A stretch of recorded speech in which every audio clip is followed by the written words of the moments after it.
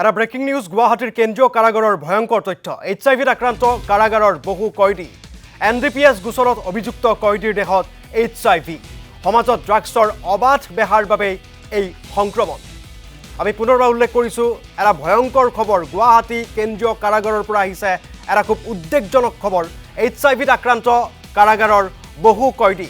NDPS গোচৰত অভিযুক্ত কয়দীৰ দেহত পোৱা গৈছে HIV সমাজত ড্ৰাগছৰ অবাধ বেহাৰ বাবে এই সংক্ৰমণৰ আশংকা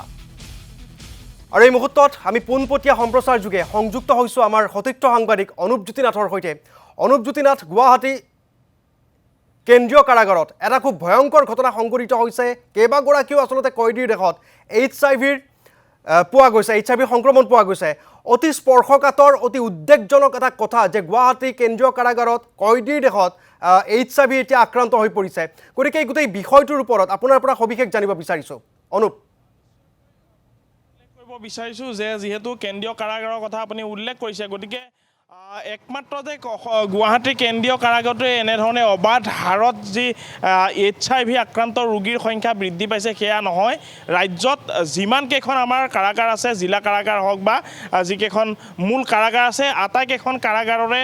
একেধৰণৰ পৰিৱেশ দেখা পোৱা গৈছে যি ধৰণে আসলতে HIV ৰোগীৰ সংখ্যা বৃদ্ধি পাইছে এই গোটেই বিষয়টো যথেষ্ট উদ্বেগজনক আৰু যথেষ্ট আসলতে স্পৰ্শকাতৰ এটা বিষয় কিয়নো এই বিভিন্ন ইয়াতে কথা আহি পৰে যে কিহৰ বাবে কাৰাগাৰসমূহত যিসকল কয়দী আছে বা কাৰাগাৰসমূহত যিসকল থাকে তেওঁলোকৰ মাজত কিহৰ বাবে এনেধৰণে অবাধ হাৰত যি HIV ৰোগীৰ সংখ্যা বৃদ্ধি পাইছে এই গোটেই বিষয়খিনি কিন্তু যথেষ্ট গুৰুত্বপূৰ্ণ বিষয় আৰু আলোচনাৰ বিষয় আৰু উল্লেখ কৰিব বিচাৰিছোঁ যে 2024 চনত এখন বৈঠক অনুষ্ঠিত হৈছিল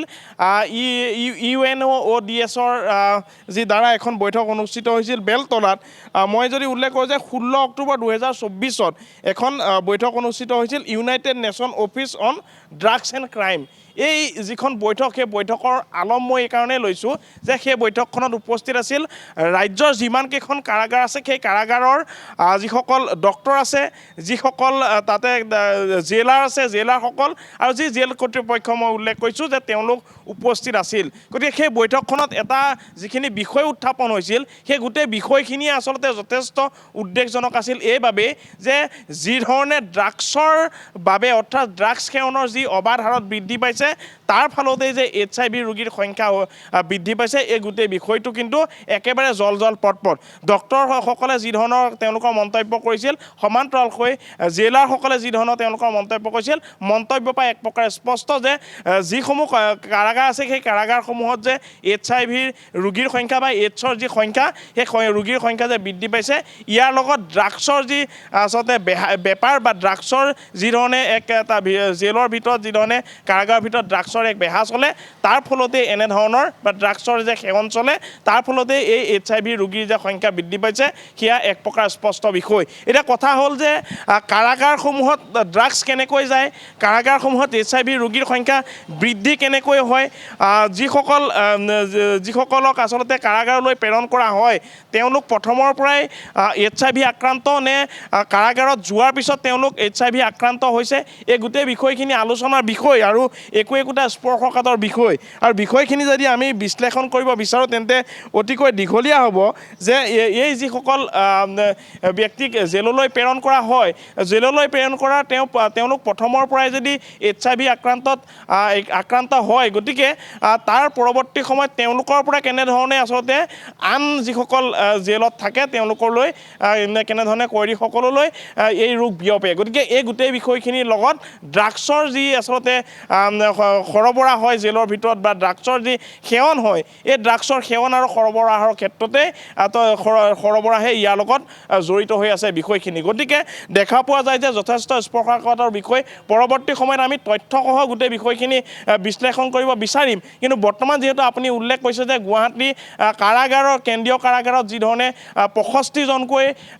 যি এইডছৰ ৰোগী আচলতে তাতে ধৰা পৰিছে বুলি উল্লেখ কৰিছে কিন্তু এই বিষয়খিনি মই বৰ্তমান উল্লেখ কৰিব এনেধৰণে বিচাৰিম যে 65 নহয় যিহেতু গুৱাহাটী কাৰাগাৰত প্ৰায় 2000 বা 1800ৰ পৰা 2000কৈ তাতে কয়দী আছে ইয়াৰ যদি আমি হিচাপ উল্লেখ কৰোঁ প্ৰায় 300 বা 250 পৰা 300কৈ কিন্তু কয়েদি এই এইডছৰ ৰোগত যে আক্ৰান্ত হৈ আছে এই বিষয়খিনি প্ৰায় স্পষ্ট আৰু এই যিখিনি তথ্য আমাৰ হাতত আহি পৰিব সেই তথ্যখিনিৰ পৰা এই গোটেই বিষয়খিনি জল পটপট হৈ পৰিব আচলতে 65 গৰাকী নহয় এই সংখ্যা প্ৰায় 3 গুণ 4 গুণলৈকে যে বৃদ্ধি পাব বা বৃদ্ধি যে হৈছে এই তথ্যখিনি যদিও গোপনে ৰখা হয় যদিও এনে ধৰণৰ তথ্যখিনি জেলৰ পৰা বা কাৰাগাৰৰ ভিতৰৰ পৰা এইখিনি তথ্য বাহিৰলৈ নাহে গতিকে যদি বাহিৰলৈ আহে বা আমি যিকোনো প্ৰকাৰে এই তথ্যখিনি যদি লাভ কৰোঁ এক প্ৰকাৰে মই স্পষ্টকৈ ক'ব বিচাৰিম যে এনে এই যি 65 সংখ্যা কৈছে এই 65 নহয় ইয়াতকৈ 3-4 গুণ যি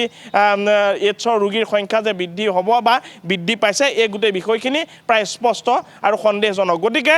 পুনৰ উল্লেখ কৰিব বিচাৰিম এটা কথা যে যিসকল ৰোগী মই পূৰ্বে উল্লেখ কৰিছোঁ যে